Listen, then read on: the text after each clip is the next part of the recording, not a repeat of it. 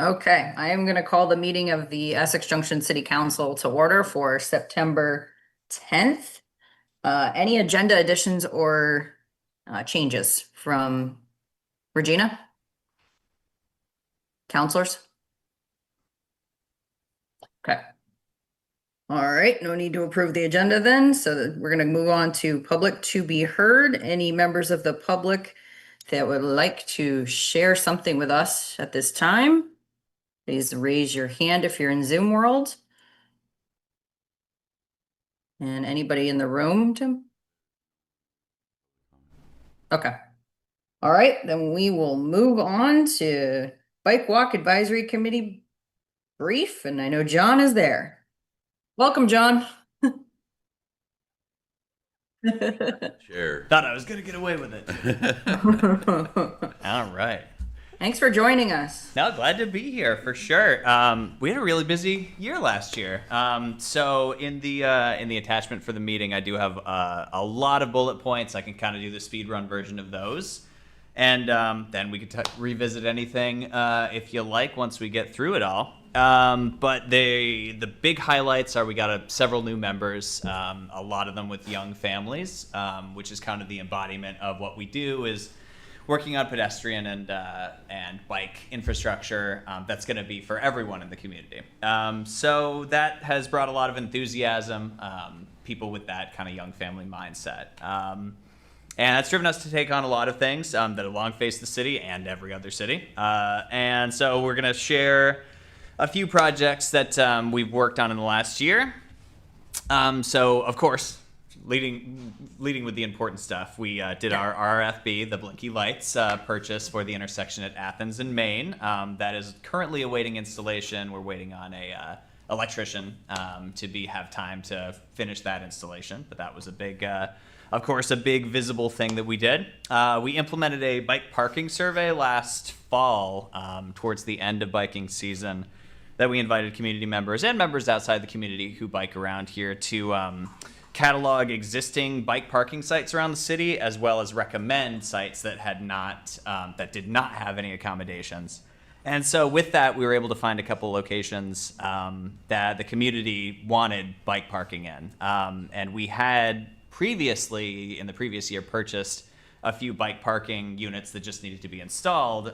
So using the information from the surveys, we were able to see several installations, including the ones next to the bench near Boxcar, ones in front of our neighborhood bike shop and Nest. We had a few installed at the Brownell Block and in front of Planet Fitness and the Essex Junction Market as well. And those were all based on community interest there. We also helped develop the advertising plan for the signage on the Crescent Connector bike lockers. So now members of the community can rent those bike lockers. We collaborated, which we've been doing on pretty much every semester with the UVM engineering program to assist with their capstone project. This year they considered a redesign of the Park Street corridor from Iroquois down to the bridge. It has a lot of excess space, so the students kind of reimagined what it could be with better bike accommodations. We also revisited the very dated 2014 bike and pedestrian plan, just to kind of check in with where we were, because that was the last time that there was a report of that kind for our community. So we wanted to check in and see what changes had been made and what was backburnered and what we might be able to bring into the future with that. We, of course, kept up with our Chittenden County Regional Planning Commission regional safety data. From that, we were able to glean that compared to some of our neighbors, we actually have lower instances of injuries involving bikes and pedestrians. So there was some positive from that. We also reviewed the existing sidewalk policy, which helped when I was able to join the Capital Review Committee to go over the Main Street project that's being undertaken. On an individual basis, we also conducted traffic counts at the Memorial Way slip lane, this little cut through over here, to see the viability of possibly removing that slip lane in the future. We also tabled and collected feedback on bike and walking routes and a map that we went on to develop at Essex Pride Fest. So we were able to do a lot of outreach and engagement with the community there. We were able to participate in the town of Essex plan for the shared use path that they're working on. We also had assisted a community member with developing a balance bike race for the 4th of July event over at the fairgrounds. I hear that was a hoot. We also, just last month, held a joint meeting with the Williston Bike and Walk Advocacy Group, Williston on the Move. And during that time, we conducted AARP's bike and walk audits around our community with members of Local Motion, which really does bring to light a lot of things that are top of mind for us. The difference that one extra foot on the width of a sidewalk can make, just in terms of comfort, was just one of the many things we came up with from that. We've, of course, kept up to date with the Connect the Junction draft plans and contributed to that. We've also reviewed the Pearl Street Multimodal Improvement Scoping Study that's underway, and half of our members were also at the Planning Commission community engagement session that was held last month on that. We also had a couple longer-term projects that we were able to wrap up. The traffic calming consideration on Lincoln Terrace, the bulb out using temporary pylons. That was something that was brought to us by a new member of the community. That was a project that she specifically brought forward, and we were able to see that through with that temporary installation at the top of Lincoln Terrace. So it's cool to see things on the ground, real infrastructure improvements happening there. We also completed the very intense reapplication for our bike-friendly community designation, and we'll be hearing back on that soon. A lot of in-depth data that we had to put together for that. And we also published the city's first ever bike map. It's my understanding it was the first ever bike map. And now people can pick that up at the library or here at the city offices. So that's pretty cool. And it definitely brings to light the holes in our biking infrastructure and the areas that we want to focus on for improvement in the future. We have a couple other ongoing projects that we're continuing to work on, including installing wayfinding signage. The goal eventually is to focus on the eastern corridor of the city, connecting from the bike path that comes down from the Essex Experience and wraps up in the countryside neighborhood right there, and install signage so that folks can really navigate to anywhere in the community just by putting signs in there.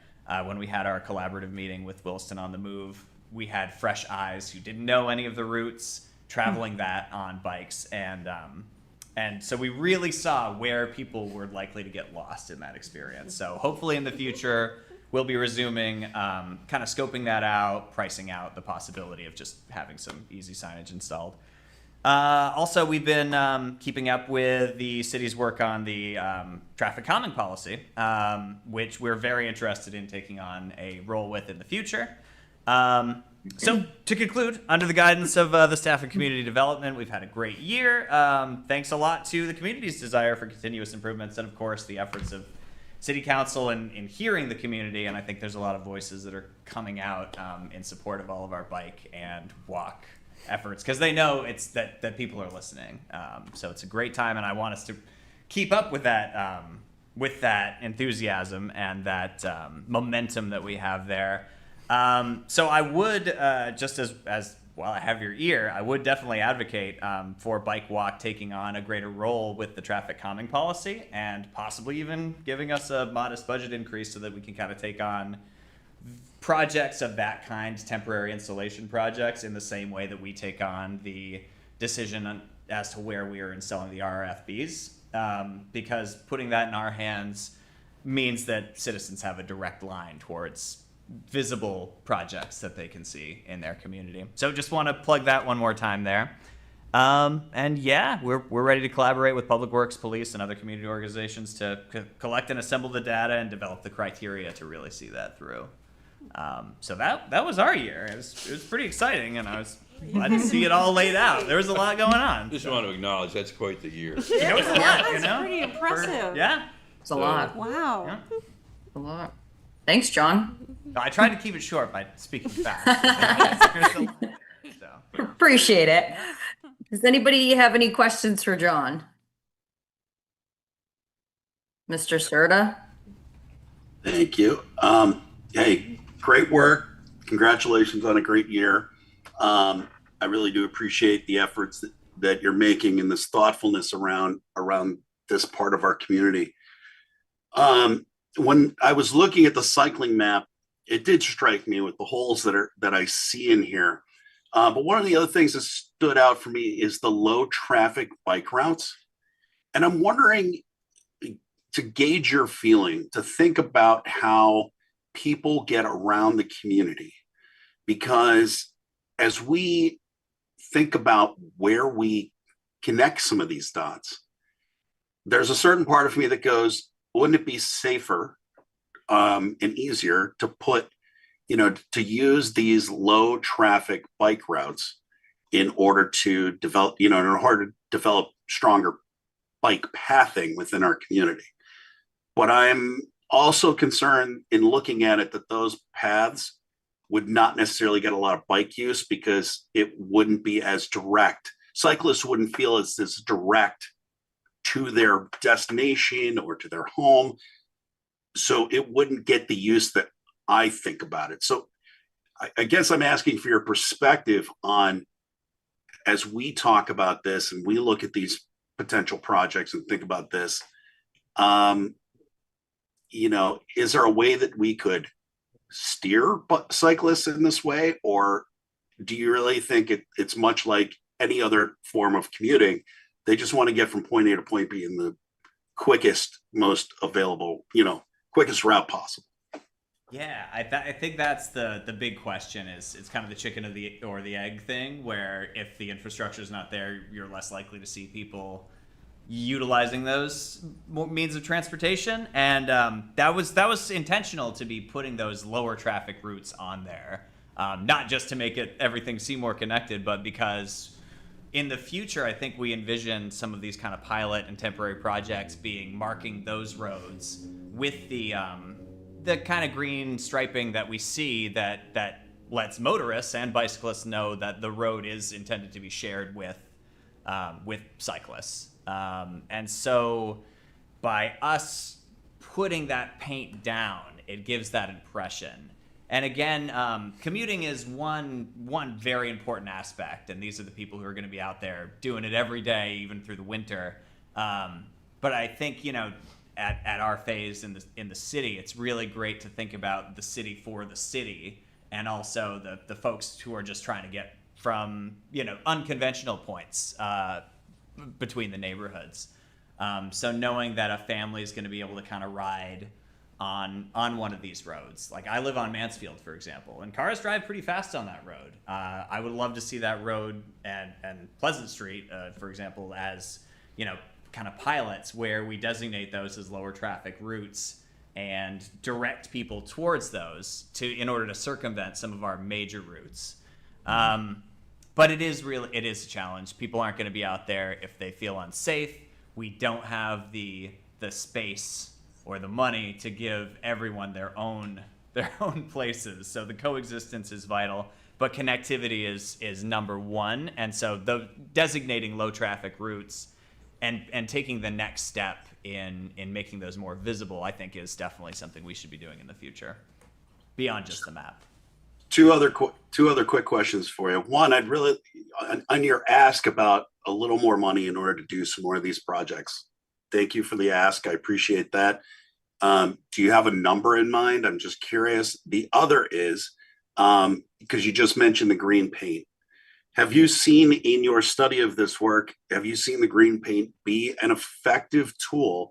Because again, as I think about green paint doesn't stop a car from ending up over there.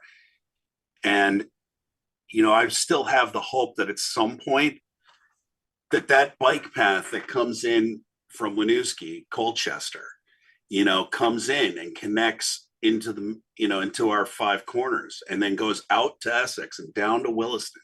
And we have that big path, that we have that continuous bike path, but through our community.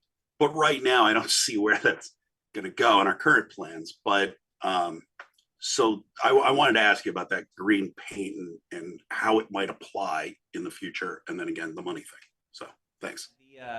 From the financial angle, that would really be up to what community development would deem necessary to move forward with.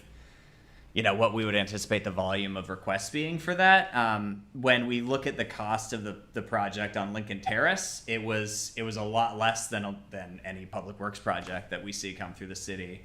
So I'm not gonna throw a number out there just because I don't really have the context of that. But I think we would really need to see what the volume is. I don't expect we'd have floodgates opening with people suddenly saying, "Oh, I need this and I need this," and developing a system of criteria where we could prioritize those that ultimately might correspond with police and other safety data. Would mean that we would kind of have a focused view with those first few. So I don't have an exact figure with that. And as for the other question, in the development of this traffic calming study, we're looking at data from cities all across the country, and it's not something. The green paint won't immediately change the way people drive through neighborhoods. The other day, or the previous meeting when we had the chief speaking on traffic safety, which of course is a priority for so many folks in the city. We all recognize that speeding and motorist safety is a big issue, and it takes a multi-pronged approach, not just enforcement, but the data does show that murals, street art, other things that force people to slow down and recognize that they're in a community. Paintings of kids on the road, these things do have a remarkable effect. Not overnight, the people who are cruising around the neighborhood late at night making a ton of noise probably aren't going to be affected by that.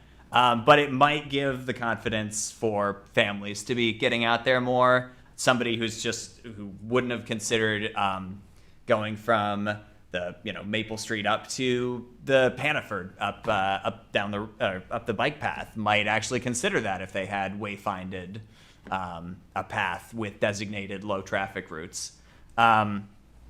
There's no one golden solution to that. Connectivity is the name, and that's why we're starting to open up those lines of communication with Williston. We'll be working with Colchester in the future as well, because it all starts at those major arteries, but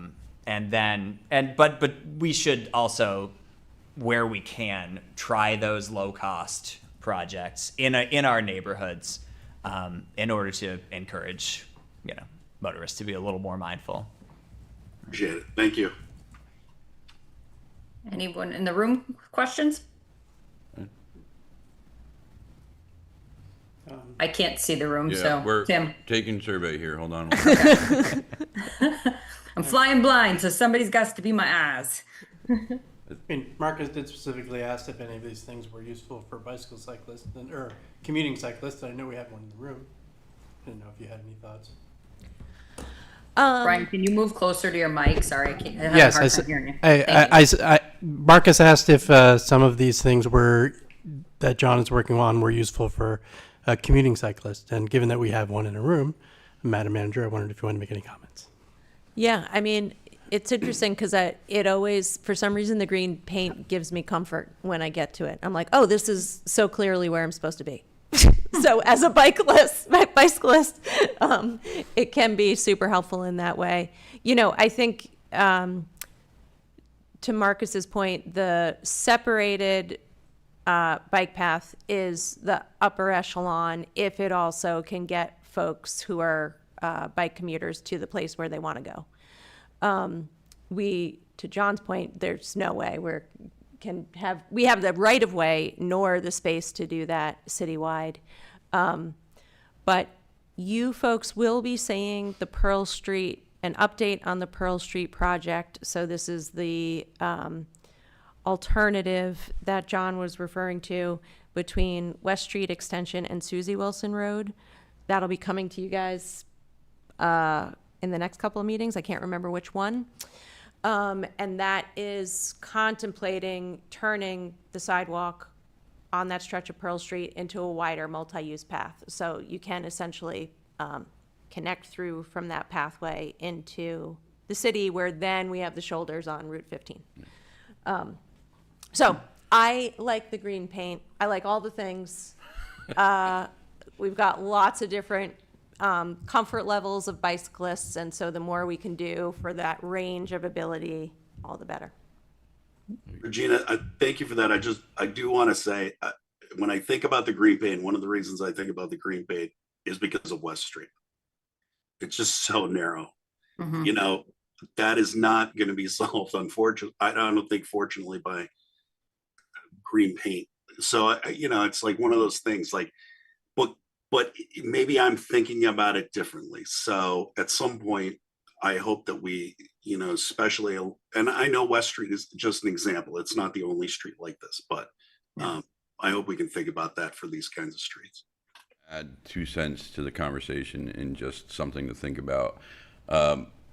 Green paint is great. If you see it, it peels right off the road in Williston. It's also super expensive, and it's something that we would have to foot the bill for ourselves. We do have current availability, and you've noticed on Pearl Street there are little bicycle paintings that have been done on the road when they came through. The state is responsible for the yellow lines, and the city is responsible for the white lines. And roadway paint has gone through the roof in recent years, as so many other things. But they do have a stencil that is available that I don't know if maybe we could try on some of those, because it's nothing to, if they're out painting the road already, the crosswalks, they could throw some stencil down and try that on the side and just indicate those low impact, low traffic areas. And I think maybe that might be a first step. Because unlike Williston and Essex, when it comes to painting that green, we're on the hook for it. And it is wildly expensive and not something we currently have the equipment for. Yeah, I also love the comfort of the green paint. Yeah, But, yeah. but recognizing stencil paired with bulb outs at Yeah. at intersections and other signage that reminds people that they are sharing Sure. those roadways.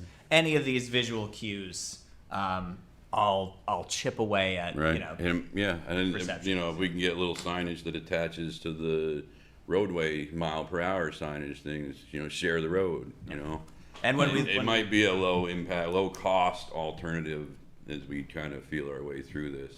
Yeah, our wayfinding project would Yeah, be utilized. my 2 infrastructure. cents. That's all. I don't disagree that the green adds some comfort as I see people plow down the green at Taft's Corners to make the right without looking, So it's just another thought in the process. That's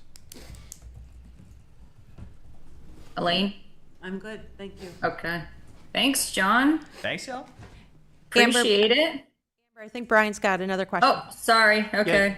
The Too other soon. thing, John, and it is that to Marcus's question, things like yes, there are less expensive ways to create visibility for cyclists, but it's my understanding that the studies have shown that things like green paint are creating safety not because it makes us as cyclists feel better, but because it increases visibility to the cars that we're sharing the road with. So it's possible to Marcus's point, and to the one that Tim just made, to plow down the middle of a bike lane, no matter what color it is, right? But do you agree that the studies are showing that anything to make it more visible, to remind motorists that it is a shared roadway, is things that make it safer for cyclists of all ages? Yes, the data shows that. And the anecdote is when a cyclist gets yelled at by a driver, it hurts the cyclist twice because they don't want to be on that road either. They're being reminded that they're forced to fit into car-centric infrastructure when they would much rather have separated lanes and boulevards and. Yeah, speaking of cost, if you want to put pylons from Five Corners to Maple Street Park, that's way more expensive than green paint, yeah? Yeah. Right. So, Okay. yeah. Okay, thanks, John. Thanks, Joe. Anybody else? All right. I think you can run now. Ride. You can ride. Thanks, John. Appreciate it. Have a good night. All right. We are moving on to the discussion and consideration of annual meeting and budget schedule.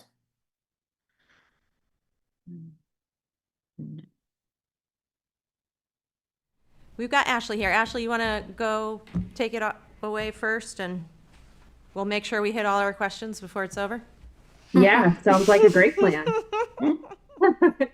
So tonight, I have for you guys a annual meeting and budget schedule. We tried to break this down into different sections, but you'll see it's a very long from December on it up until April, basically, schedule. So the first thing that we need to consider tonight is when we're going to hold our annual meeting. With our charter change, this is the first year that we have, as a council, we have to select the date of the next annual meeting instead of the voters voting on that date at the previous annual meeting. You have until January 1, but we would appreciate to have that date earlier so that we can build from that. The schedule right now is built from us having annual meeting in April. So that would be April the 7th. And if you guys wanted to look at moving that to town meeting day, we would obviously need to rework this schedule quite a bit. And as we always have done in the past, that we have voted with the school district in the past. So that's one of the reasons why we have had that April date. We also have budget day in here as a consideration for you guys to think about. We have previously done it the first week in December. The second week of December is also another option. We do have some regular scheduled city council meeting the second week, but we have also added in the following week of the 17th as another city council meeting for you guys. This is having it on Tuesdays or Wednesdays. If you guys would like to look at a different date of the week, that's also a possibility. And then we could go from there, whether we would do the two council meetings or one council meeting. Again, I mentioned we have the whole budget schedule in here. We have also the community meal that's in here. We kind of need to decide on a date for that as well. Basically, if you guys would like to do something on a Saturday or during a weekday, if you'd like to continue to do a morning time or an evening time.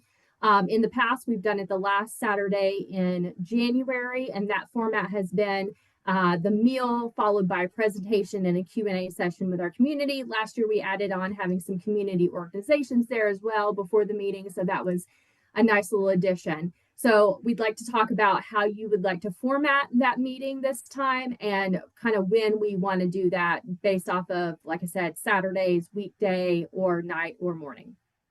And then finally, we have put in here some important things that you guys need, dates that you guys need to know. We have to have the warning finalized by February 25th. So that means no more changes after that date. We also have to, if we're going to have charter changes, we will have to have some warnings and public hearings of those coming up. And there's some specific timelines on that we have to be mindful of. So we've put that, we've worked those timeframes in here as well. So long-winded, I know, but we need to know when we're having annual meeting, when we want to have budget day, and when we want to have the community meal, roughly date, or not date, but time-wise during the week and time frame. The only motion that you guys have tonight is for that annual meeting date. Everything else is just for discussion. Regina, is there anything else you want to add? There is actually a second motion. So in order to accommodate the charter change schedule, and so just so folks know, governance committee is still working away. We are just trying to prep in case things are ready to come your way. They may or may not, but if they are, we want to be sure we are prepared to receive those. So because of the specific time frame in which you have to warn a public hearing for charter changes, we are also suggesting that you move your January 14th meeting to the following week in order to fit in that time frame. So that motion is on there as well, if that works for folks. Thank you, Regina. I didn't catch that one. Yeah. Probably makes the most sense to start at the top and go to the bottom. So we have traditionally, as Ashley said, we have traditionally voted with the school district. And I know we've had some conversations about trying to, everyone trying to move towards town meeting. The school's not there yet. So is everyone still okay with using the April 7th meeting, voting with the school district this year? I can't see everybody, so if anyone's not okay with it, please say so now. It obviously, because we don't want the cost to be so too high for two elections. We don't want to reduce the turnout for one because it's not happen. Both votes aren't happening on the same day. But when are we going to get to town meeting day? That has been a topic of discussion for years. Yeah. Voters are asking for it, and we are trying to bring everybody into the same expectation. And I think we'll have better participation if our elections are also on town meeting day along with the rest of the state of Vermont.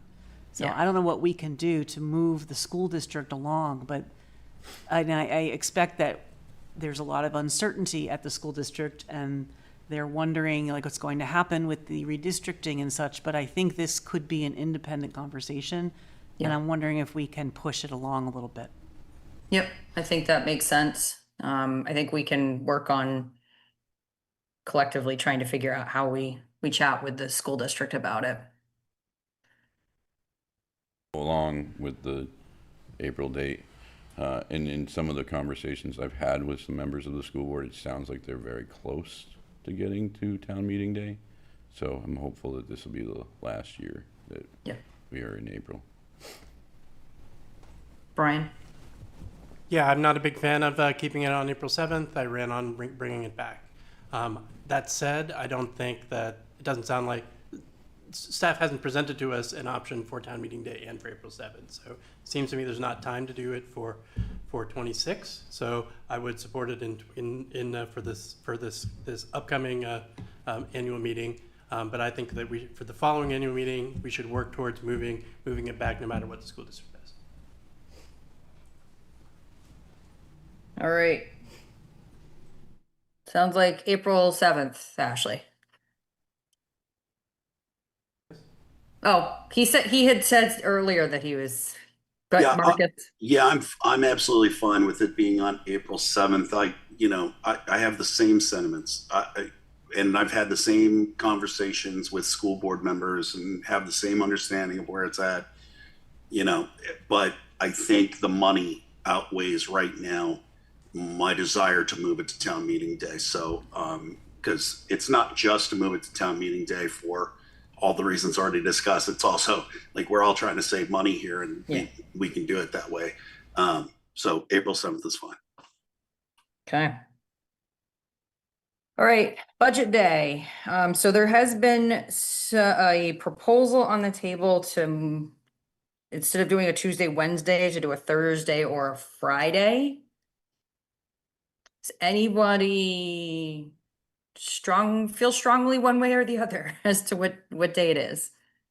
Are we talking about the community budget day or our budget day? Our budget day. Okay. We're going in order in the memo. I have work travel December 10th, 11th, and 12th, so I will not be around, and I apologize if that throws things off. I think that works for Regina's schedule as well, right, Regina? Thank you. Oh, you're welcome. So Happy that accident. leaves it either the Tuesday, Wednesday, December 2nd, 3rd, the 9th, or trying to figure out what is that, 5th, 4th, and 4th, 5th? 5th. Yeah. For myself, I would very much enjoy not taking the middle of a weekday off from work to then have to turn around and go back to work. So if we can make it a Friday, that would be fantastic in my world, but I'm also flexible, just simply because if I take the PTO, I'm then done for the week. I don't have to think about. So that would be December 5th. Works for me. Me too. Brian? Sorry, I didn't hear you. That works for me too. Okay. Sounds like we've got unanimous. December 5th. Tim? Okay. Regina, Ashley? Sure that I do that. It's slightly helpful for staff to have a day of work after for the opposite reason that Tim said.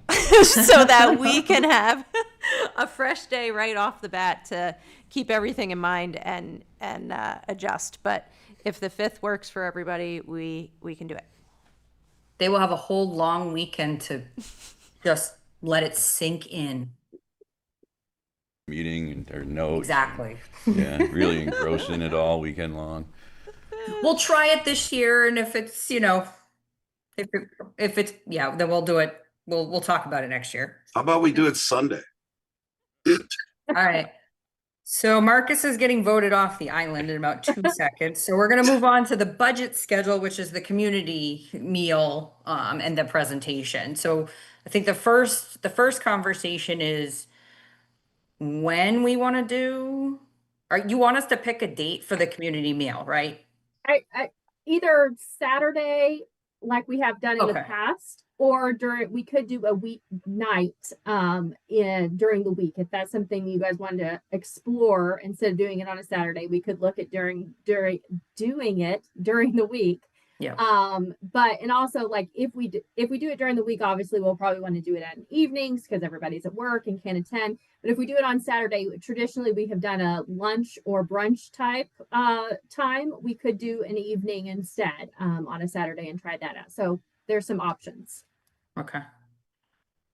Clarify, that's really all the direction we need. Saturday, Don't need time a is date. Saturday, or evening. Then we Yeah. can go forth and make that happen and figure out when CVE is available.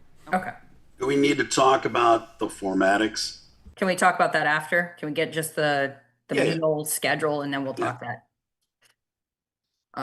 So Saturday feels best for me. I mean, Saturday. not for me, but I'm saying it feels best to me on Saturday than it does during the week. Yeah. And I'll make to that is January days are short, and there are a lot of folks that aren't comfortable driving in the dark. If we were to do something like a dinner meal, I Yeah. feel like that might. The nice thing about middle of the day is, aside from maybe a snowstorm, is available for a lot more folks that feel like to come out. Yeah. I feel like this year's was really successful. Yep. It was like 10 to 2, right? We had a little Yeah. committee fair, and Yep. then we had the meeting. I know there was a lot of soccer practice happening and a lot of family type things, but I agree with Tim about the time of day. Brian? No conflicts. I can do whatever. Does everyone think? Marcus? During the day, yeah. You want anything else? Okay.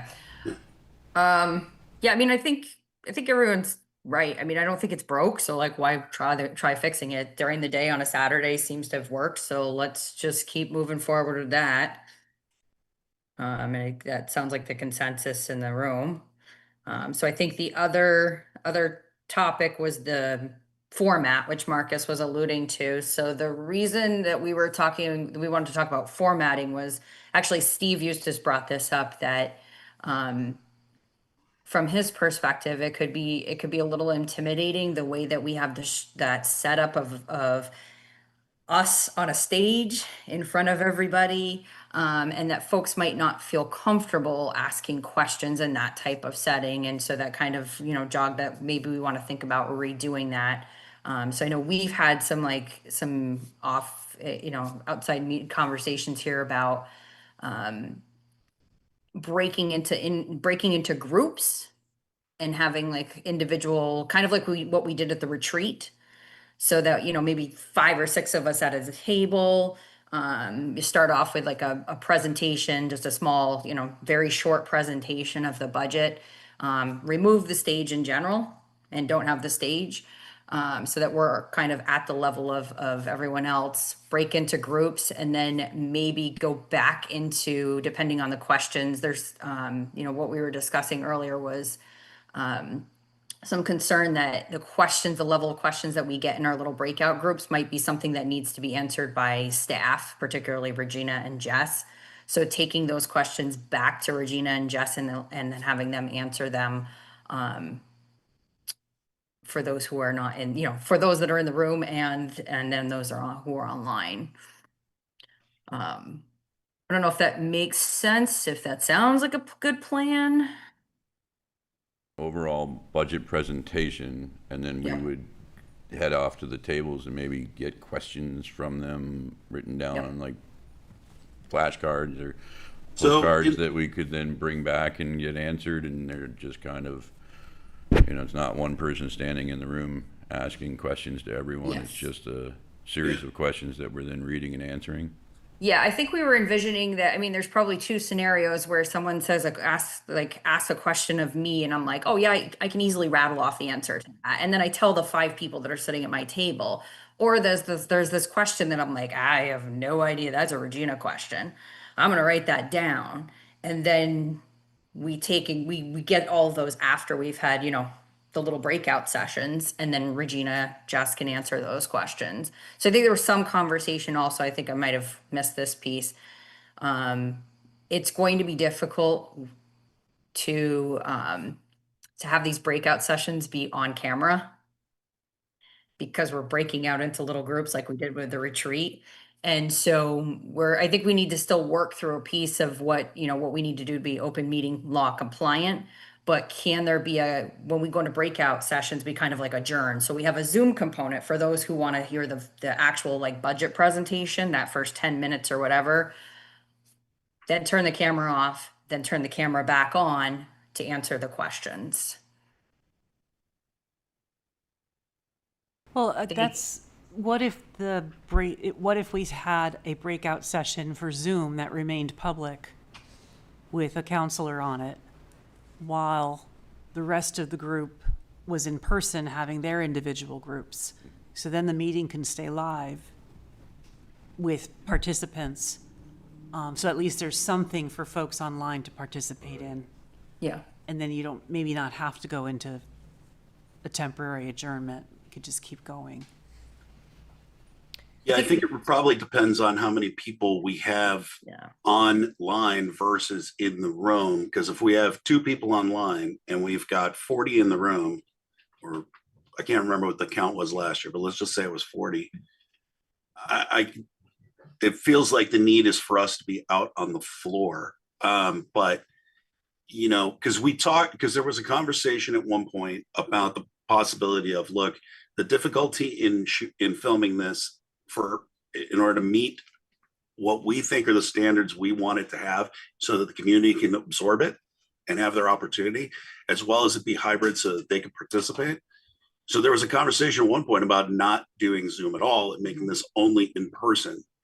And I'm a strong advocate for having that accessibility to our community, but I totally hear that. So I thought it might be better to do this in a way so that you do that presentation at the beginning, you take that hiatus for the breakout groups. If we can do it, I'm trying to be mindful of like,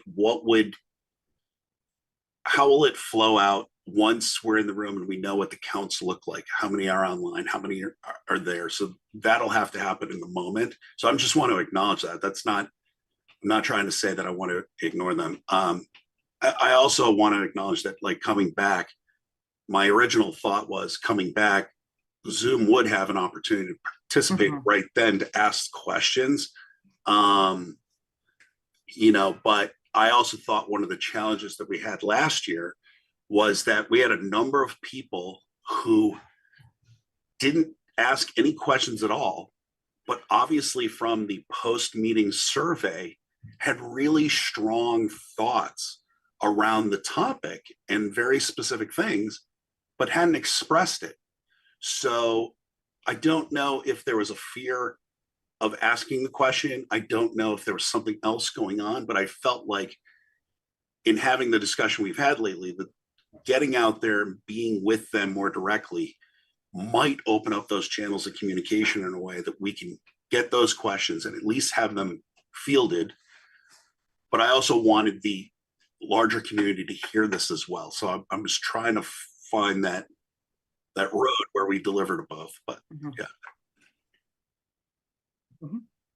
When we advertise the meeting, we say we are looking for a minimum number of 8 people to be present at the meeting via Zoom so that we can have active participation by the members of the public who attend via Zoom.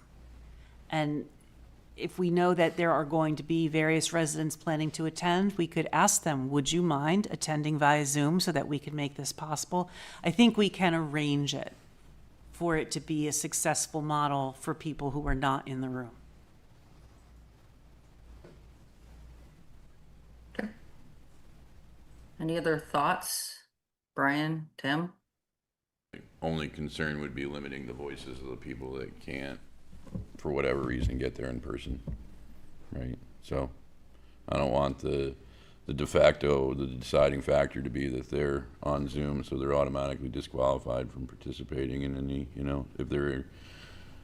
if we're adjourning the meeting, or have we moved away from adjourning the meeting, because you're looking at me. My suggestion was not. Yeah, no, I know. I'm not saying that your suggestion was at all, but at one point we had talked about adjourning the meeting and then going into the room. I didn't mean to, obviously that's I was not what just you were saying. confused, Yeah, no.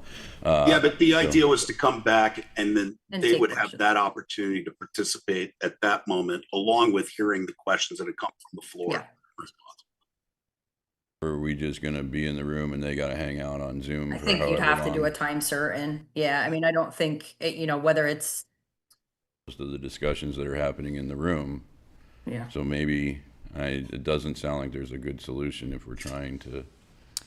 There are definitely ways to facilitate a meeting like this that I Okay. think will be accessible to the folks in the room and out of the room, and that will get the information we're hoping to get. And let's not forget, we also have budget hearings. So this is budget day where we really debut the budget and give folks the real intense opportunity to participate. But then we will also have later hearings that will still encourage people to attend. So there's multiple opportunities to weigh in. Yeah, I think that the goal I'm just speaking for myself again, the goal in trying to change the way that we've been doing this is to get more people to feel comfortable saying, I have a question. And yeah, Stage or any Yeah. of that, right? and I It just was feel like, my first budget day, and it was our community meal, and it was a little awkward to be up on that, like, yeah, here but we- not only that, how, if for somebody who's just a very shy individual to raise their hand in front of 45 people and say, I have a question, they're not going to do it. And so that's where the concept of these breakout sessions came from. I don't think we're going to nail down every little thing tonight. I think the goal was to just kind of get like how's everyone feel about this concept, and then work on how do we get to that point. And so I think we hear everyone's thoughts. We don't want to exclude any portion of the population. That's not what we're saying.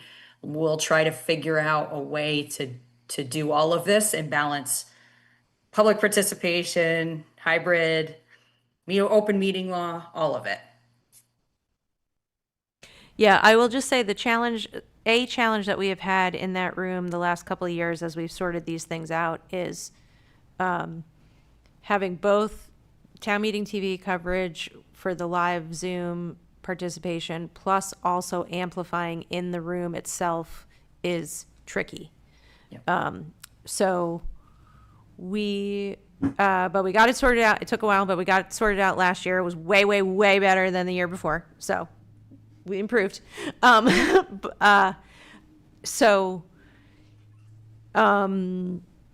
I think we would just have to figure out a way to do that Zoom breakout absent the amplification in the room of that whole scenario. But I think we can probably figure it out. So, but yes, to Amber's point, this is all helpful, useful information for kind of what you're thinking about in terms of the evolution of that event, and we can go from here and figure out how to do it.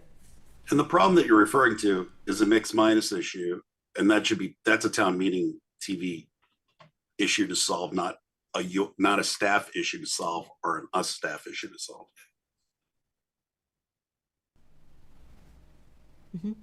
Does anybody else have anything else they want to add to the community discussion piece of it before we move on to the next part? Okay. Then the last thing, you don't need anything for us on the annual meeting deadlines. It's just the two motions, right? Am I right? Am I caught up? Correct. Yes. Okay. Anybody want to read the two motions? City council set the Essex Junction annual meeting for Tuesday, April 7th, 2026, from 7 a.m. to 7 p.m. I also move that the City Council move the regularly scheduled January 14th meeting to January 21st to enable the proper warning for potential charter changes. Can I get a second? Second. All in favor? Aye. Aye. Aye. No nays. That passes. Thank you. Thanks, Ashley. All right, so we are moving on to discussion on future committees.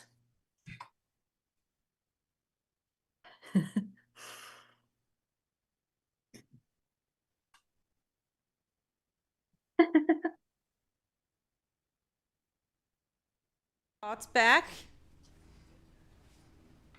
Oh, So you guys can open- go. oh, the Go. floor is open. The floor is open. Marcus, you want to start this one? There you go. Sure. Let it be. Why not? Yeah. So this was something that I have been advocating for a while. I'm not the only one though, because of the fact that, look, since we had the strategic planning meeting and we had that discussion, there has been a lot of community discussion. There's been a lot of discussion amongst ourselves in meetings about the fact that we have really strong desires and motivations, and the community wants us to do certain things like put some attention on housing, put attention on economic development, put attention in these areas. And in those discussions, whether it was during the strategic planning process or after, it has always been kind of discussed that we need a committee to kind of drive some of this stuff, or we need them to be able to deep dive into these subject matters because the planning commission may be overwhelmed, or, you know, it just takes time for some of these subject matters. I will also say that, look, for some of the topics that we're talking about, if we're talking about housing, personally, I think we need to figure out how we can get the developers and the community at the same table. It feels like to me, a committee is the appropriate setting in order to bring those two groups together so that they can have an appropriate conversation about what housing looks like in the future. Because unless the city is going to start buying property and building, we have to rely on developers. But if the community, as they said in the strategic plan, wants to participate in the decision, in the discussion, in the direction, we need them both at the table having this discussion and learning from each other, right? So in the same context with economic development, you know, look, Gabe Handy's got that giant property sitting over there on Pearl Street, right? And we, again, the same kind of things came out of the strategic plan when we looked at that grid. The community very strongly wanted to be a part of the decision and the direction. But Gabe has his own reasons for doing what he does and renting to who he rents and how he develops and everything else. And I'm not just pointing out at Gabe. He is an example of a developer who happens to have large property, especially around businesses and in our community. But we need to have that same discussion that I just said about housing in terms of economic development for the community, right? Like if we're going to have a bigger, broader discussion, I think we need to have these developers, these investors at the table, along with probably, and Elaine did a great job kind of starting off some discussions with community members. And some of this work has already kind of been done. And I'm not saying that it has to necessarily be a formal committee in the structure that we've got some of our other committees. I'm just saying, I think that we need to have some process that moves forward because, as I said, Elaine kicked off a really great economic development community discussion, but it only goes so far when it's worked by city council members who are doing what we need to do and trying to do all the other things, right? Like, we need that community participation in order to help these things move forward. We need more community members to participate in this process, again, because they acknowledge they wanted to be a part of it. So I think it's important that we talk about whether or not we create committees or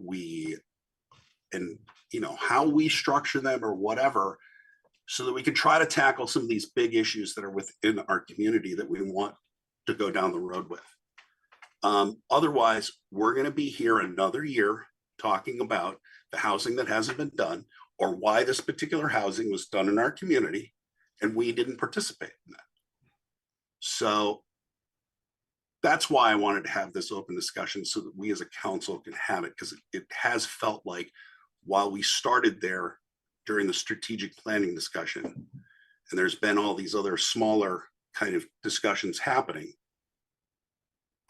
we haven't really moved this forward, or these issues forward. And I'm not saying nothing has been done. Please don't hear me say that, but I'm not sure that when I hear from the community and they're talking about these issues that are top of mind for them, they feel as though we have it top of mind for ourselves as a city.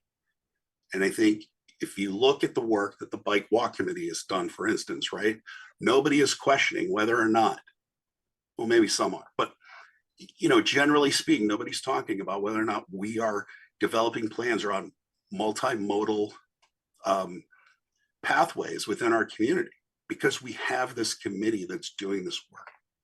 So anyway, that's why I wanted to bring it up, so that we could have a discussion about it, and if necessary, have the back and forth with staff, because I know that when I'm asking, especially like the two key committees that I just mentioned, economic development and housing, are potentially more workload on a community development department that handles planning, the DRB, bike walk, a number of things. So this is not necessarily make things easier. So I want to make sure that we as a council have this discussion with staff, with ourselves, so that we can decide how we want to move forward, or acknowledge that right now is not the time. We're going to postpone until some other time when we're going to talk about it. Thoughts in the room? First thought is that my computer's at 2%. I'm going to plug it in, but keep talking, I'm listening. Oh, wait, what? He just has to plug his computer in. Oh, okay, then I'm going to jump in. Go ahead. I have a couple, I think I want some more information first before I ask my other questions. And the information I'm looking for is, at one point, we did have a lengthy conversation about committees. And Regina, you provided us with a list of, the list of committees that we all had developed together. And you indicated that some of them might be best incorporated into other committees, like the Planning Commission, or, so can we revisit that, if you're able to, off the top of your head, where that is? And, is the Planning Commission taking on housing? That's the one I remember primarily. Mm-hmm. There might be others. So can we refresh our memories on where we are from that discussion? Because you were very clear about what exists, what could exist, and what capacity exists to handle it. So you're making me wish I put more effort into the memo. We can back off of that. Seriously, we can back off of that, and then I could just ask my other questions, and then next meeting we could pick it back up. That's up to you. I'll just give you very, very high level. I don't have that full list in front of me, but one of the components of the answer to that question is that the Planning Commission, basically next up on their list, is working on the comprehensive plan. So that is the bigger, broader, higher level, comprehensive plan for the city that we have to have. It touches on a whole slew of things, from housing to transportation to energy to public health you name it. That plan has to be done every 8 years. We will be working on an RFP shortly to try to get some assistance with that. Because the content of that work covers a slew of all of those topics, pretty much every single one of those ideas of a committee does have some relevance through that plan. Maybe not so much like I think one of the committees is like communication engagement kind of committee. Like that maybe wouldn't necessarily be quite a right fit. But housing for sure, and a couple of those other ones, energy. There could be a process where we establish subcommittees of the Planning Commission that essentially helps seed the content and the prioritization of those topic areas for the comprehensive plan. Then we have a handle on what are the actual actions we want to achieve from that planning work, and then can move forward. And maybe some of those subcommittees, we're thinking subcommittees because 1 or 2 planning commission members could be on it. Plus we could, open it to whoever else really wants to participate, as a way to get more input into the comprehensive plan to begin with, but also to start thinking about these topics in a little bit more depth. The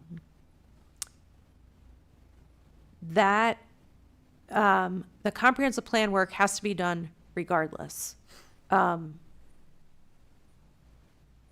So it just seems like a natural place to kind of take this work next. Otherwise, there is going to be a lot of effort on these committees of sort of trying to understand what is their focus area, what exactly are they trying to achieve, while we're in the midst of having this other conversation that needs to feed the comprehensive plan. So do you see these subcommittees that work on the comprehensive plan as actually being permanent committees that continue on once the plan is done? They certainly could be. We would set them up initially as, your initial mission is here to help as a subcommittee of the Planning Commission for the comprehensive plan.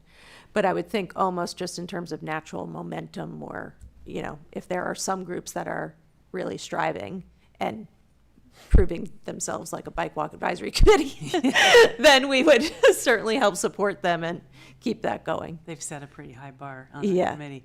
I think what I am concerned about, because I have thought about this a lot as well, is losing volunteer momentum and actual project implementation. My understanding of the comprehensive planning process is that in many respects it's very theoretical and very, you spend a lot of time envisioning things and then laying out the future. There's a lot that residents want to do now. And there's a lot, frankly, that I want to do now, Marcus wants to do now. So, and there's needs that I think a lot of us see that need to be met. So my hope is that at some point, as soon as we can have a conversation about how to make those, how to bring together those people, those ideas, and maybe start implementing some possible projects. And I know that that is going to have to take staff capacity, and so the conversation naturally leads to, are we in a position to add a staff member? If we're not in that position, then we have to take a different tack. At one point you had said that there might be on that list, there might be room for another committee or two if volunteer activity increased to the point that people would want to form a committee. But with economic development in particular, business support, things, and community-wide activities, it's not something that the staff is going to not want to have a hand in. And, having been one of the founders of the farmers market, that was how it was treated initially. You guys just take care of that, great, go volunteers. And then we were like, well, can you block off Railroad Street? We need this, we need that. And then Ricky was there doing everything, and he was happy to do it. So it just will snowball because people will be enthusiastic and they'll want to continue. So it's a great problem to have. And I hope that we can consider as we reach the budget process, whether this is the time and place to start talking about building capacity to not lose that volunteer energy and accomplish some smaller projects that get us off the ground and build some momentum so that people can feel like we are listening and we can feel like we are being effective. Thanks, Elaine. Brian, Tim? I guess one thing that I do keep hearing that I hope, Regina, maybe you can clarify, is I can see utility to having things like an economic development committee or a housing committee under planning, and I can see it not. Do we need to make that decision before it's formed? How does that affect staffing needs? Seems to me that could be something we could try one way or the other, and then if it's not working, we could switch. Good question. There's probably a variety of ways that we can think about it. I think to some extent at this point, from my view, there is no one on staff that has capacity. So which department it lands in, we could think about that, but the higher level question is, does the council want to add another staff person? Period. I do want to say also on the economic development piece of things, you've got in your consent? Yeah. The program of the Economic Mobility and Opportunity Special Assistant. So we are going to have some capacity. It will be shared amongst ourselves and 3 other communities to be doing some work from truly an economic mobility perspective, meaning trying to work with folks who have not traditionally been able to move up the wealth ladder. So, and that can be work in a whole slew of categories. That could be housing, that can be entrepreneurship, true economic development, business support. So with that program, we will have some capacity. Couldn't tell you right now and won't be able to tell you on budget day precisely what that person is going to do. It's going to be a little bit while we figure out that specific work product. Yeah, that seemed to me to be more leaning towards human services and, economic mobility on an individual basis as opposed to business supports or mural grants and that kind of thing. Mm-hmm. Yeah. But it's a great program, and I'm thrilled that we are chosen. Yep. Yeah. Yep. Tim? I don't know that I really have anything at the moment. There's a lot to noodle on, and Okay. I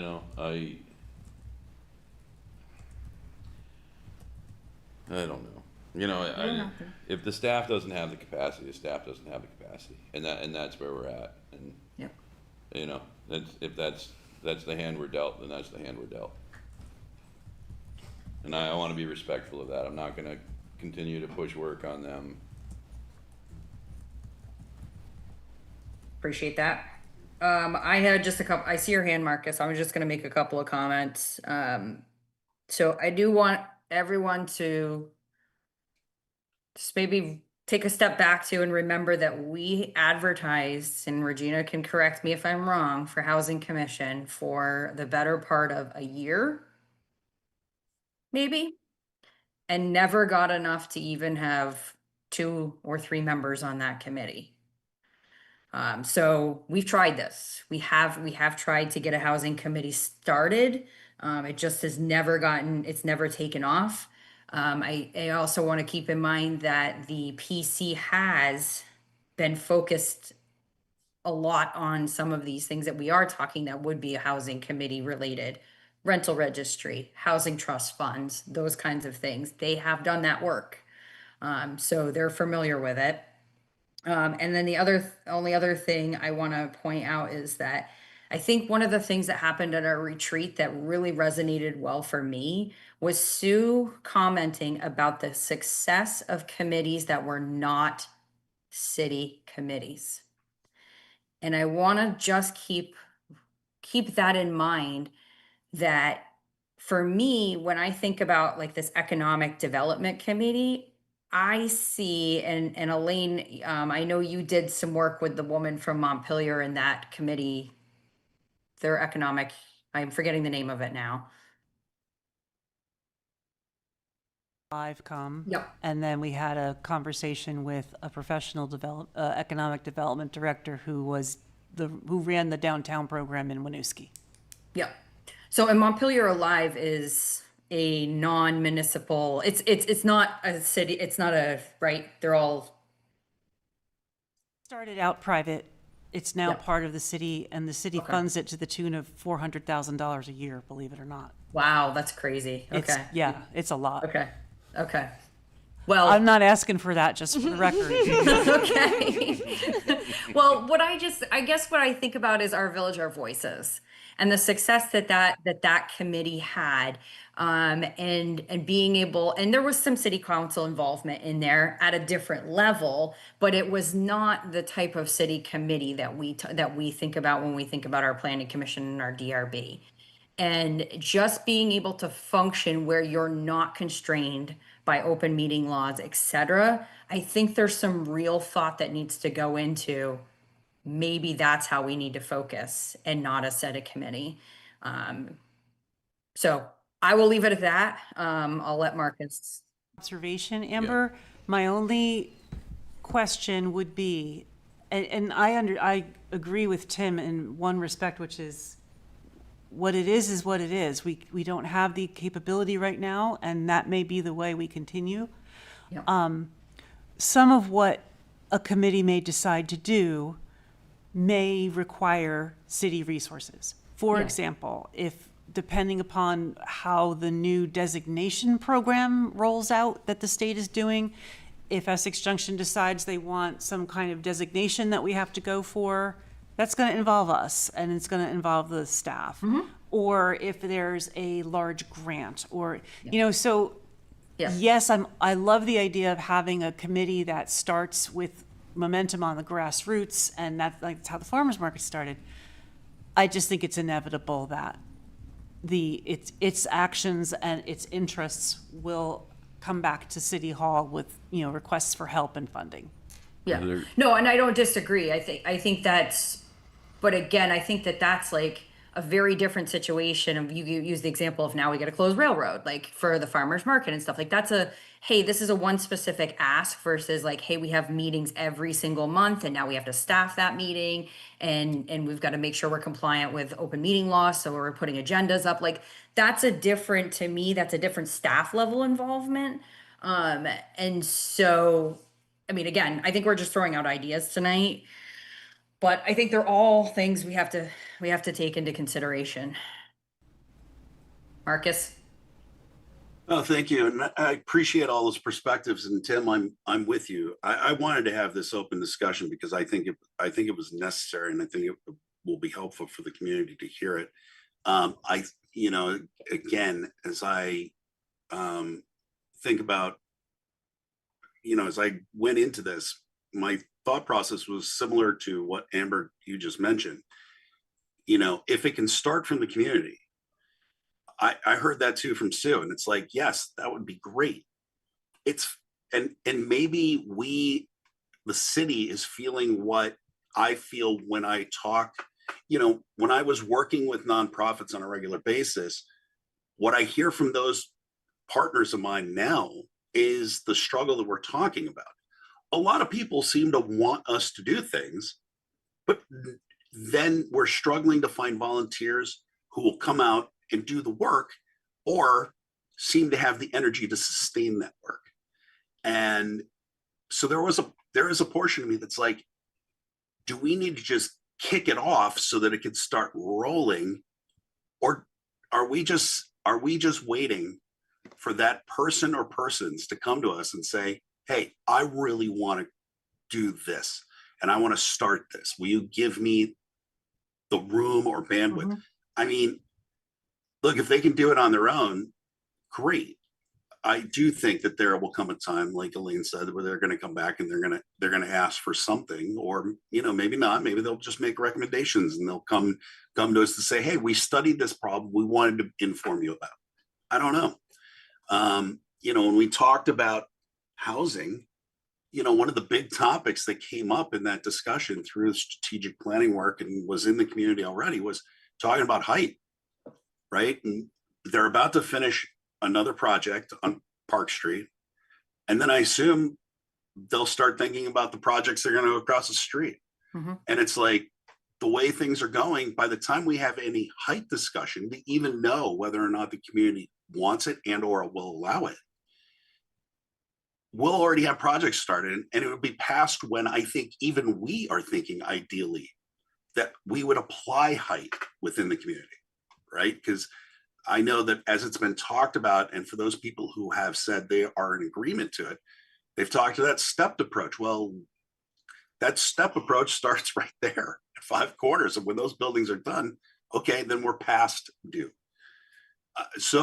And I don't know if that's a committee that needs to start up those kinds of discussions or not. But these are things that I think we have to kind of jump on to move forward. And the other thing, and Regina, I just want to ask you this question because I totally understand the Planning Commission is going to be entering into the comprehensive plan work. But based on my understanding of the timeline, by the time we're done with the comprehensive plan, we're going to be moving into a timeline where we're going to be moving back into our strategic plan again, potentially. It feels like we kind of I don't know when capacity will ever free up. I guess that's my point. So I'm not sure. So if the community wants the status quo, here we are. If the community wants us to tackle other things and more things or faster, we have to find a way to come up with capacity. So I'd love to hear from the community. Do you want it or not? Or are you okay with where we are? Because look, I would like to save money where I can, but at the same time, I don't want to keep hearing from community members who think we're falling down because we're not able to keep up with the change, with the movement forward, with things that are happening. I'll leave it there. Thank you. Gina? So on height, that conversation is happening right now. Connect the junction. The question is out there to the public. Hopefully they have seen it. They have participated. If they have not, please do. And then that recommendation goes to the Planning Commission. They put it into the Land Development Code as they see fit, and then that comes to you. There is no committee needed for that conversation right now. It is actively happening. And to that point, you folks have already updated the Land Development Code in the last 2 years of time.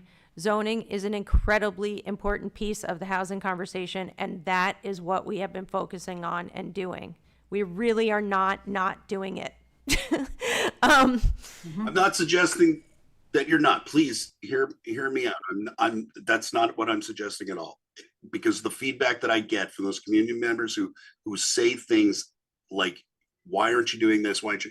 It's about the fact that we're not doing enough. It's not that we're not doing anything, or that staff isn't doing it. So please, this is not a criticism on that at all. This goes beyond that. So my apologies if it comes off that way. Making sure people know the height conversation is happening right now. It's your opportunity to weigh in. And then, yeah, I mean, I think it's that question, Marcus, in terms of when or if we will free up capacity with existing staff, has been an incredibly hard question to answer thus far. The amount of things we have done in 3 years, getting this city with its legs under it, is unbelievable. Yeah. And so I keep wanting to think when these things are done, we're going to be like twiddling our thumbs and we can be doing all kinds of stuff all over the place. But it still is hard to kind of figure that out. And that's the reason why we put the work plans, started putting the work plans together last year in light of the, overarching strategic plan. It's the reason why you'll get all those work plans when we pull the budget together this year. So we have a systematic approach of thinking through these things and what the priorities are. But to do more than we are currently doing, we don't have the capacity. I want to just take a second and acknowledge that, because from the outside, to these people, it looks like Essex Junction has existed since 1892. The reality of it is, we're 3 years old. Everything that has happened here since separation is all new. Most of it is new. And it was a huge undertaking. And so when you drive down Pearl Street and you see the plaza that's been there since 1970, whatever, and there's an opportunity for redevelopment, or there's a building going in here, we didn't have development review on Pearl Street until very recently. So there is some say in what happens there, and in the connect the junction piece of it is huge.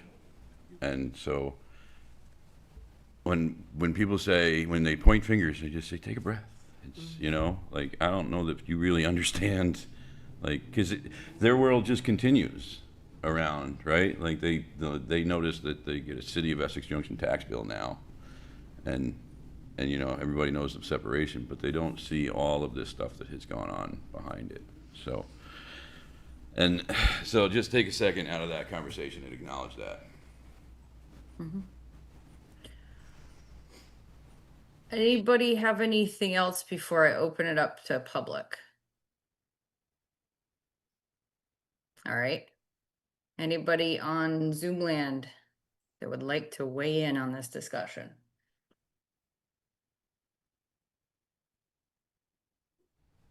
Risa has her hand up. I didn't. Ask me if we have Oh, anybody in there. Sorry, I was like, I don't see any hands. They're invisible. Okay, nobody's got their hand up. So I guess the question is, where to go from here? Some really good discussion, but at the end of the day, it sounds like this probably is going to be the December 5th conversation. Lisa does have her hand up. I saw that. I was just going to finish my sentence and then I'll come back to you, Risa. Does that seem like we'll have this discussion on as we approach the budget for now? Seems to be. Yep. Okay. Risa? Thank you. And I'm sorry I didn't get it up quickly enough. I was That's like, I'm okay. not going to say anything. Yes, I am. No, I'm not. Yes, All I good. am. Go ahead. You got Thank the you. floor. I just want to say, you guys see me. I'm often the only person attending meetings. Mhm. I pay attention to what goes on. I speak up if there's something that I want to say. I will contact you if I feel it's necessary, or talk to you individually. And we're all on Facebook, whether we want to be or don't. And we see, the tax bills go out and people are like, what? Where did this come from? And individually, I will say to people, there are meetings that start in the beginning of the year.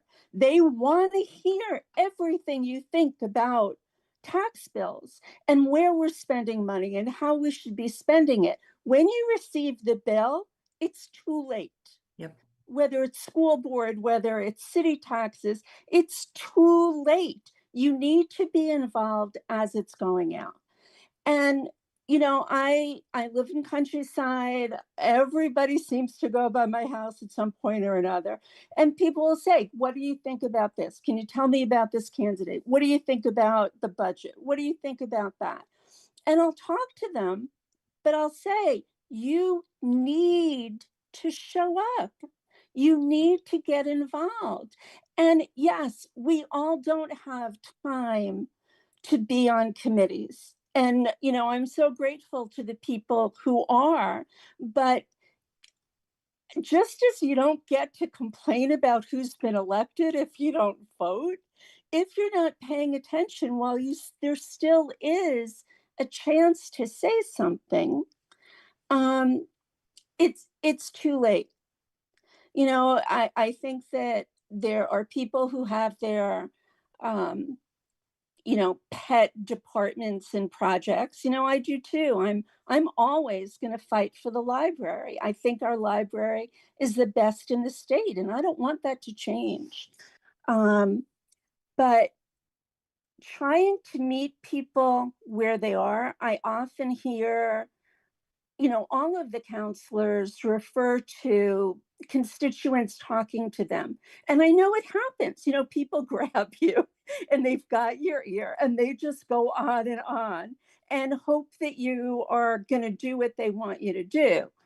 I know that, you know, no matter who I talk to, you can't do what I want you to do. What I want is you to hear me. I want to know that what I'm saying has value to you, even if you completely disagree with me. How to reach those people, how to get to them, I don't know. I really don't. You know, what you said about being too shy to speak up in a meeting, I'm the shyest, most introverted person anyone is ever going to meet. You can ask Brian and Elaine, they know this.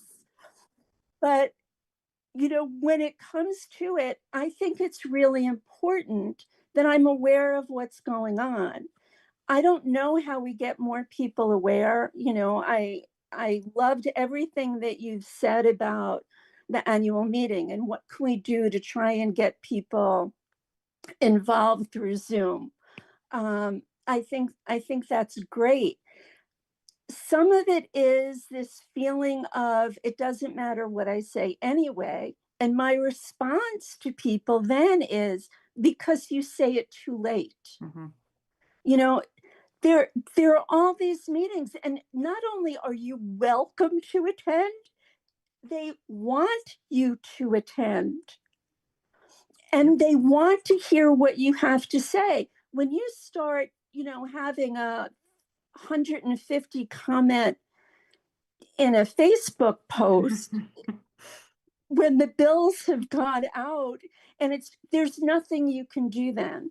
So please know that it's not, I think people don't get it. I think people don't understand fully that the process starts so much earlier and that, you know, what they do is they go to and they vote. And of course they vote for a budget. You're not going to vote against a budget, but they haven't paid attention. Mm-hmm. And then they get the bill and they kind of panic because it's like, oh my goodness, I don't have this money. What am I going to do? Yep. I don't have an answer for you. I just want you to hear that people are paying attention, but at the wrong time. And I don't know how to pull people in at the right time. I think that, you know, last fall, when you had those like meet with the counselor meetings, and I got to meet with, there could have been a lot of us. I was the only one there. So it was Tim and Regina and Raj and me. And I think we had a great conversation. Mm-hmm. I think that we really heard each other. I think that we really were like, oh, okay, she's not just being a pain. This is why she thinks what she does. And I think that those are really valuable. As much as you can do things like that, as much as you can have the meeting like we had in July, which was all public to be Mm-hmm. heard, I really think that it helps make you all more one of us rather than them. And please know, I none of this is meant disparagingly at all. I get, I'm sure, more frustrated than you do when people are like, oh, what's the bill? And I say, where were you in January and February and March? Where were you? And they're like, well, you know, I'm busy. It's like, we all are. You've got to do it. So please keep up the good work, and please know that there are people who are paying attention. And those of us, who are paying attention, we're really trying to get more involved with, no, we're trying to get others more involved. Thank you. Thanks, Risa. Yeah, I mean, that's the $1 million question. And it's, as we go into the next budget cycle, we welcome anyone to give us additional thoughts as to how we meet people where they're at and how we get in front of them to get them more involved in the budget process. As you alluded to, we have these coffee chats, and I get super frustrated because I take, an hour off of my work schedule and nobody comes to them. And so, we please feel free to email us, call us, send smoke signals, whatever, to communicate to us, to tell us what we can be doing better to let folks know what's going on in the community. Marcus? Preach, sister, preach. No, thank you so much for that. And I will say this, exactly what Amber just said. Email, you can go to the website, you can look up you can find the listing of city councilors with our email, our phone numbers there. You can communicate in any way. I will also say this about myself, but I have a feeling that the rest of the councilors will agree in their own way. Look, Risa, if you have a number of people in your neighborhood who want to talk about this, I would be happy to come to your house, sit down on the couch with you and your friends or your neighbors, and have that one-on-one conversation. Yep. I will do that for anybody in the community. Feel free, and not even just for the budget. Like, if you wanted that, call me, email me. We will find a date and time. We will make that happen so that I can sit down and answer your questions to the best of my ability. And what I can't answer, I will bring back to the staff or bring back to my fellow counselors in order to try to get an answer. But I am absolutely, as well as the other counselors here, totally accessible to every member of this community, because yes, we are a part of this community. We are community members first, we are counselors second, but we are trying to do our best for this entire community. So yes, that feedback at any and all times is so helpful to our decision-making process. So thank you for that. Thank you. Risa, you wanted to add something else? Yeah, I just want to say one, I promise it'll be quick. Okay. I think that there are people who also don't fully understand what the process is at all. And I'll say that I fall into that, because when we talked a couple of meetings ago about shutting down Main Street, it really surprised me that the council didn't discuss it. Not that you came to a decision that would have been different than mine, but that we didn't hear any discussion about it. That something that is so big, closing Main Street for 4 Saturdays, and Regina was great about explaining why it was happening and what was happening, and all of the information that was sent out from the city was very helpful. But I want to know that you take this stuff to heart, that it's not just, yeah, we'll close streets, that this is going to be a hardship for people. Let's discuss it. And had you come to the same exact conclusion that you did, I would have felt a lot better about it, knowing that the discussion had happened. With not hearing any discussion, it was like, well, what rises to a level of something that it becomes open for discussion rather than a consent agenda item? That's something that I truly don't know. And I'm guessing, I've only missed like 2 meetings in the past 5.5 years. So if I don't understand it, I'm sure that people who show up very rarely, if at all, don't understand it at all. Yep. Thank you. Thank you. I guess I'll say one quick comment before I move on to the next agenda item. So I think the problem with meetings, multiple meetings and stuff, is that we talk about these things at multiple meetings. So we might not have talked about it that night, but we've talked about it before, and we've talked about it in the context of the Crescent Connector being open and stuff. So there was other discussions. They just didn't happen that night. And at any point in time, a counselor is able to move stuff out of the consent agenda. The consent agenda is developed between myself and the city manager, and Marcus sits in on those meetings as well. We basically develop it by looking at those things that we've talked about before, kind of, I don't know what the word is for it, but like the meeting minutes usually go on that. But again, a counselor can remove things from the consent agenda at any point, but it's a valid point, and I hear you. So thank you. All right, we're gonna go on to discussion and consideration of the Vermont Leagues of Cities and Towns Annual Meeting Voting Delegate. That is a mouthful. Regina, do you want to take this one? Yes, I can be brief. So the City of Essex Junction is a member of Vermont Leagues of Cities and Towns. There are also a number of other organizations within that offers our insurance coverage and a number of other things. So each year there is an annual meeting, and each municipality is asked to put forward a delegate who can vote at that annual meeting.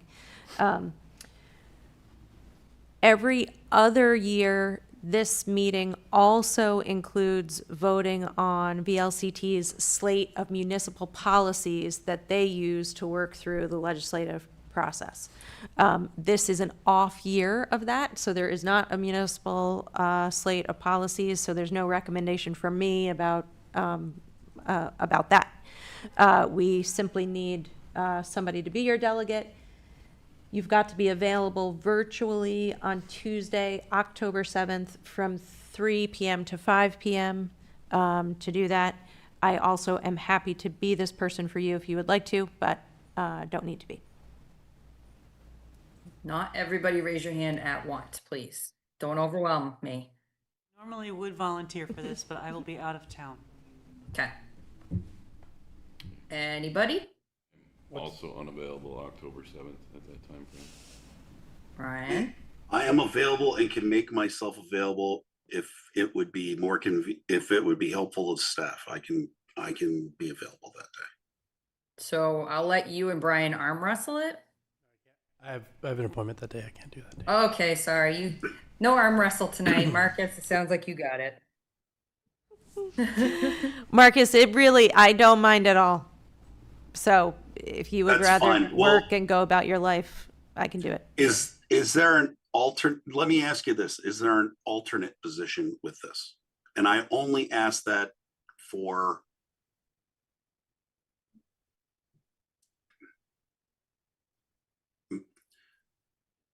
health considerations. Yes.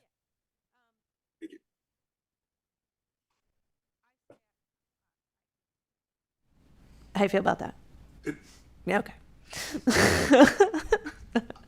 I don't want to no, but you've got a lot going on. So let's make it me. And if we can't do that, don't stress it. I will suck it up. I will be okay. Town fair the next day. Yes. So I would put a pitch in to those of you who can make it to attend town fair, especially if you're a newer member. Great experience, great opportunity to network with other municipal elected officials. And it's in South Burlington this year, so it's not far away. It's one of my favorite conferences. I go as often as I can. So highly recommend. Thank you. All right, so there is a motion. Marcus, to approve Marcus. The council approved Marcus Serta as the voting delegate for VLCT, passive and verb. I'll second. All in favor? Aye. Aye. Any nays? Okay, that passes. Congratulations, Marcus. Thank you. All right, so we have an executive session. So I will entertain a motion to approve the consent agenda. Second. Okay, all in favor? Aye. No nays. All right. Council member comments and city manager report. Regina?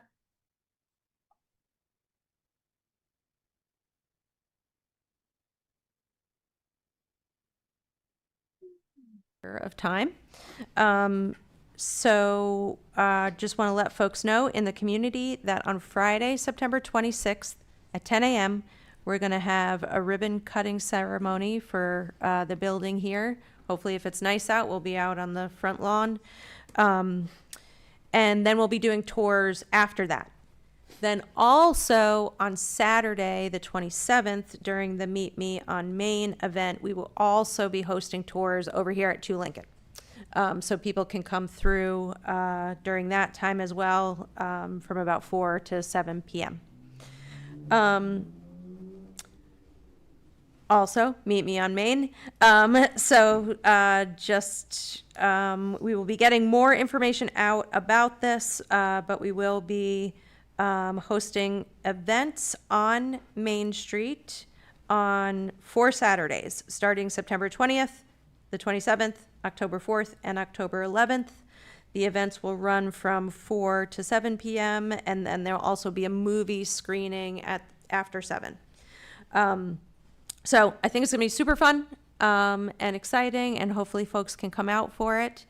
And yes, the roadway itself will be closed. Main Street will be closed from the south side of the railroad tracks on Railroad Avenue to the Five Corners intersection. Anything else? That's it for me. Okay. Counselors?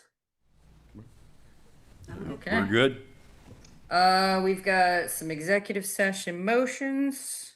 I move that the city council make the specific finding that premature disclosure of the confidential attorney-client communications regarding a probable litigation would place the city at a substantial disadvantage.